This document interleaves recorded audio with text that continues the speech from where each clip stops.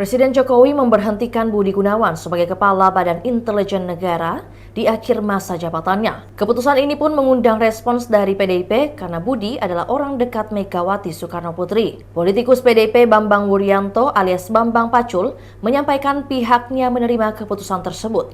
Menurutnya, hal itu menjadi kewenangan Jokowi karena masih menjabat sebagai presiden hingga 20 Oktober 2024. Pacul berkelakar bahwa PDIP boleh saja jengkel, namun semua keputusan tetap di tangan presiden.